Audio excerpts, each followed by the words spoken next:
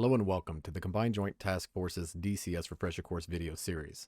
This will be a supplemental lesson for the AV-8B night attack Harrier, and will cover some of the changes and additions made during the 2 years since my last video on this aircraft. As with all my lessons, this will not be an in-depth tutorial, but rather a fairly fast-paced review of the systems and procedures covered. Alright, before we get started, I wanted to quickly touch on the primary controls we'll be utilizing. Those being the target undesignate, nose wheel steering, field of view toggle, waypoint increment, cage uncage, sensor select down, forward, aft, left, right, the bomb pickle button, and the TDC down action. Alright, since my last video, there's been only one change made to the startup procedure, that being the left and right boost pumps now start in the on position for cold start. There has been a change made to the way that points are cycled and chosen. Previously, you could use the waypoint increment or the OSBs to cycle through all of your points, that being waypoints, target points. Now you have to choose which point type you want to be displaying and using. That is done through holding the waypoint increment button. And then on the ODU, you choose waypoint, mark point, target point, or non-sequential points. And I'll go ahead and choose target point because I know I have one, and then hit enter. It gives me my T1.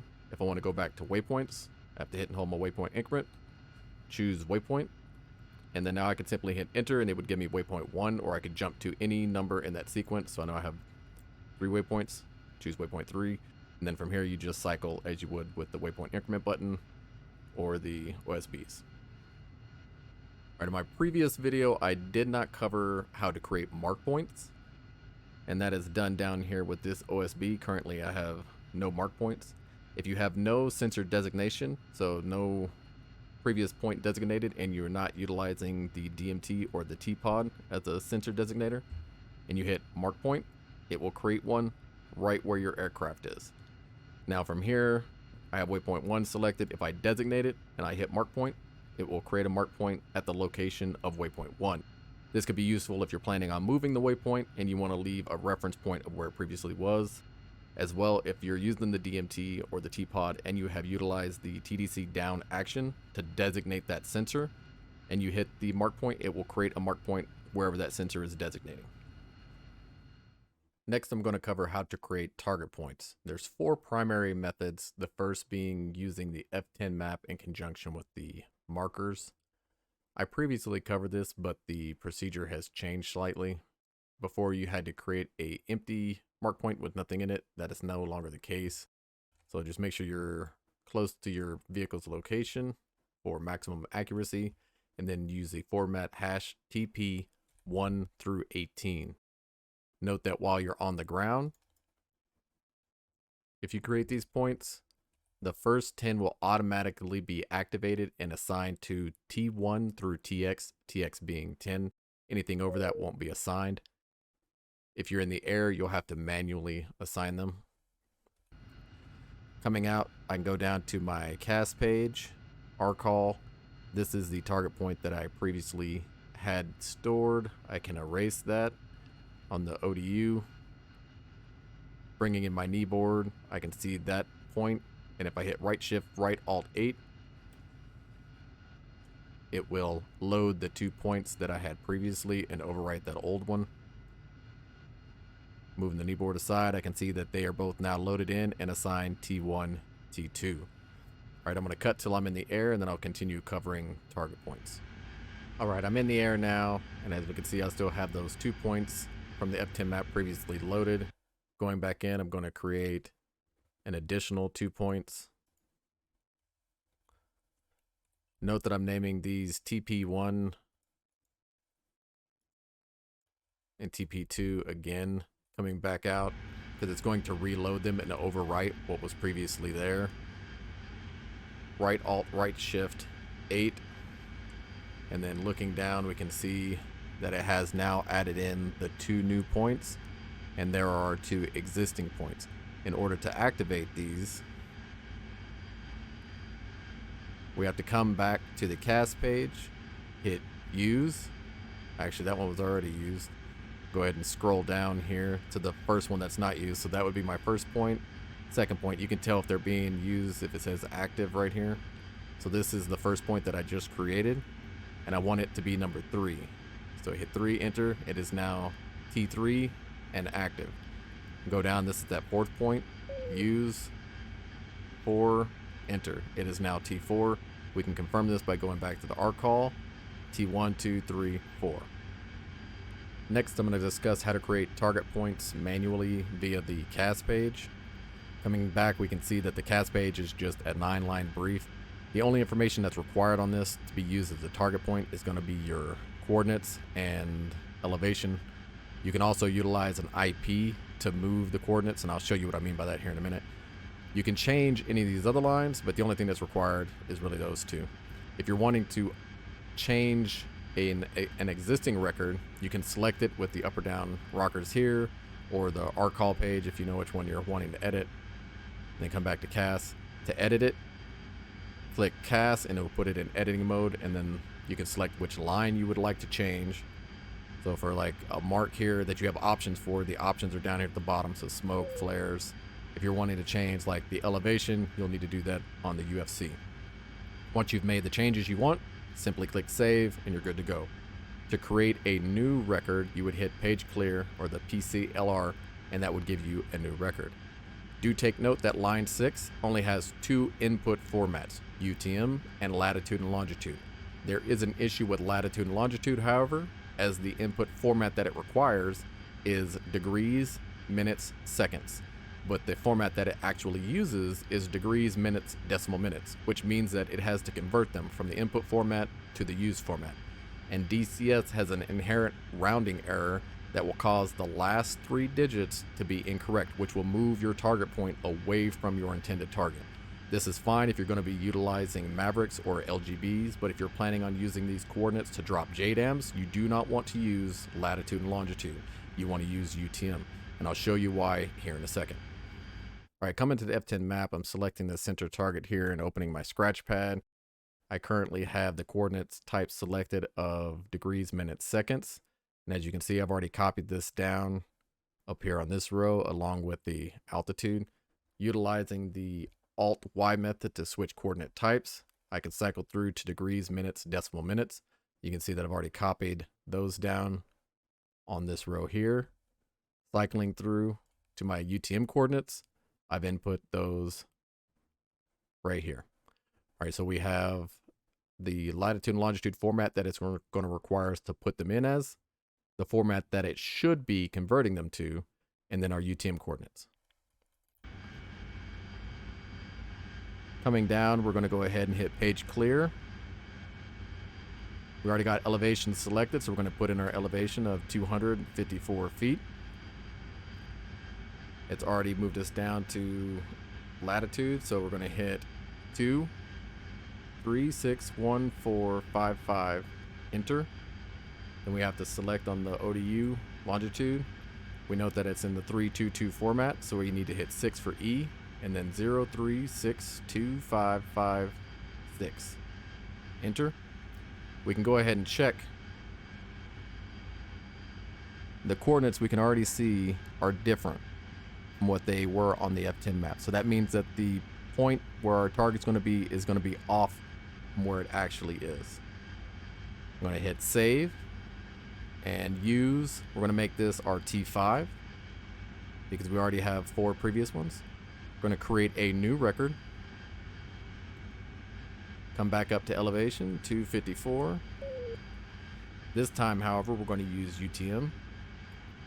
We can see that it's BA, so select BA and then input our coordinates of 6, 9, 3, 0, 2, 1, 4, 5, 9, 8. Enter. We need to save the record. We're going to use it as T6. Coming down, we can bring up our T-pod. We see that T6 is currently selected. Come up to T5 and designate.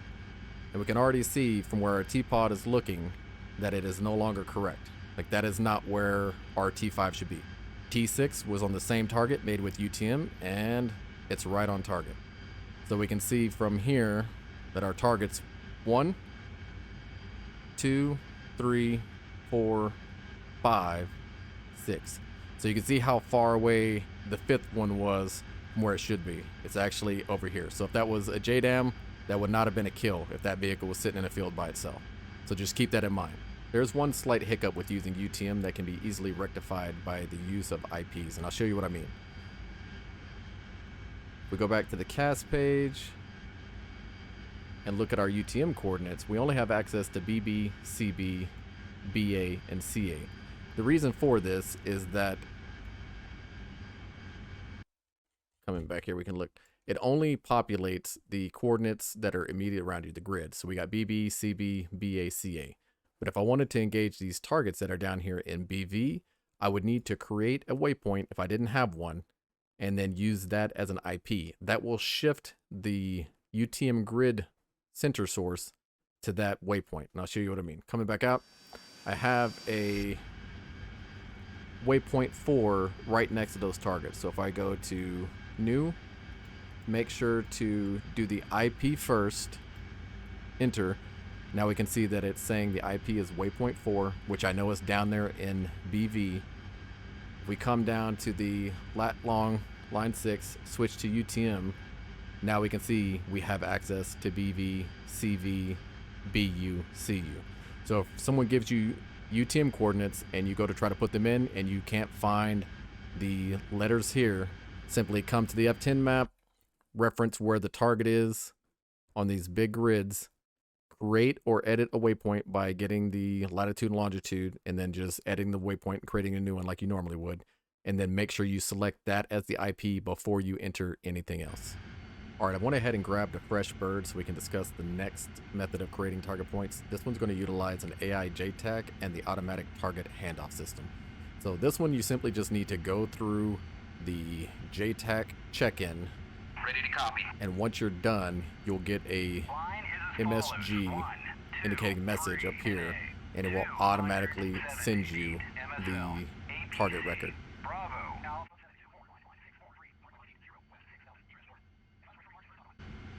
All right, as you can see, he's gave me the mission and it auto-populated. I can go down here to the ARC call and see that it is there. All I need to do now is assign it as a target point. So coming back out, just hit use 1, enter. It's now T1.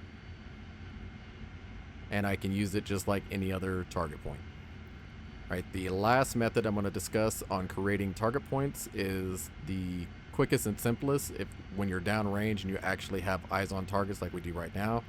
And that's simply coming down, making sure that we have a method to mark targets. It can be done with the T-Pod or the DMT. Make sure that it is our designation source with the TDC action down. So now we're T-Pod designating. And all you have to do is find the targets. So if you're out in the orbit and you see a bunch of targets, you just find them, hit your TOO. It will go to the next available target number, although you can choose anyone. So if I wanted this to be my first target, I simply have to hit that, enter. That now becomes my T1 target. And then I find another target, TOO, 2, find another target, TO automatically goes to 3, enter. And then coming across over here, we can see that we got the T1, 2, 3. And then, of course, we make our map designation, and then we can cycle with the waypoint increment button through our targets that we just made, those 3. Do take note that if you make target points via the TOO, it will not create a CAS record. So that is still the one the JTAC sent us, and we could reuse that one because it's saved. But none of the points that we're creating right now will be stored. All right, now that we got the boring coordinate entering stuff out of the way, I popped in on the ground to discuss some of the changes and additions made to the weapons platforms. First, I wanted to touch on the changes to the loadout capabilities of the Harrier. They've made them more accurate to a 2015 era Harrier. And the reason that's important is they've limited some of the loadouts. So if I was to put a missile on this outside pylon here, it's going to knock off my bombs because I had them triple racked. And that third bomb on this side would interfere with the missile. In order to carry bombs on this, I would only be able to carry 2, and they would have to be slanted to the inboard side away from the missile. So that's just fine. But if I was to slant them to the outboard side towards the missile, or to try to carry 3, it's going to knock the missile off. The reason this is important is if you have older loadouts that were made prior to this change, it will still show them the way that you had them. So it would show missiles on the outside with triple racks, and it would actually let you load that. But once it was loaded, you could look out the window and your 6 and 2 pylons would be empty and you'd be missing those bombs. So just, if you have older loadouts, make sure that they still load correctly, and if not, make the changes as needed. Since my last video, they also added the APKWSs, which are of course the laser guided Hydra rockets, and you can self-laze or have a buddy laze with these. Just make sure you're within range, point fire. They're super simple, very accurate, and actually pretty lethal. They did make some changes to the AGM-65E. The E version now is not self-designatable. You cannot laze for yourself and use this missile anymore. You can only utilize this with a buddy laze from either a flight member or a JTAC. If you try to have this missile active and switch on your T-pod and laze, it will deactivate this missile. So if you're having that confliction and you're pulling your hair out, you need to use the AGM-65L/E2. This is now the self-lazable missile that we used to have. This E version here is useless unless you're going out and tossing them out for someone else to laze. The F version is of course the same as it always was. There is some changes with the employment of these, however, in the fact that we can no longer have multiple optical displays. So if you have the TGP up on the right, we used to could have the IR MAV seeker up on the left or the laser MAV spot tracker up on the left. That is no longer the case. You can only have one or the other.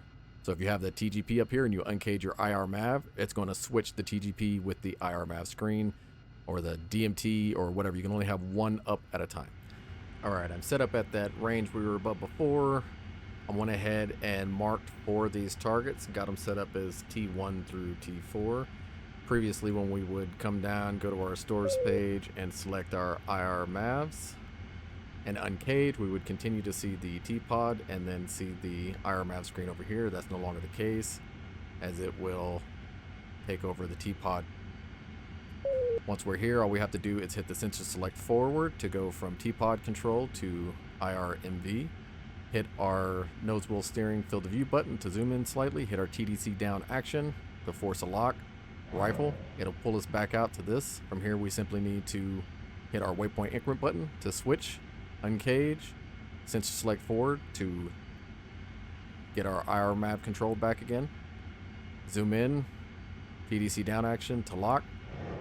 And then repeat, switching waypoint, uncaging, make sure to hit the sensor select forward to get IR MAV controls, zoom, lock, fire. Waypoint, uncage, sensor select forward, field of view, TDC down, fire. And it's as quick as that to get 4 MAVs off on pre-planned target points. Alright, I'm back this time with some AGM-65Ls. And you can see the seeker head just by uncaging, and on the HUD you will see the laser spot search X going back and forth. Of course, make sure you have your missiles selected, armed in air to ground mode. You can also press and hold the sensor select forward to make the screen flip to the laser spot search screen for a few seconds, and then it will go back and also tell you the code it's searching for. And then all you have to do from here is make sure that, again, you're in master arms on, air to ground mode, that you are not in super wide field of vision, and that your landing gear's up, and you'll be able to select your laser and fire it. Once that's done, we can see the L's flashing. We no longer see the X going back and forth. Just to double check, we can press and hold that sensor select forward. See that it is locked, and all we have to do now is rifle with our bomb pickle button. Make sure that our laser stays on target, and we're good to go. Oh, almost forgot. The laser code for the APKWSs must be changed via the kneeboard while on the ground. You can do this hot, but the parking brake must be set just like with the LGB 12s and 16s. Well, that's all I wanted to cover today. If you made it this far in the video, I hope that you found some of the information useful. And as always, thank you for your time and attention.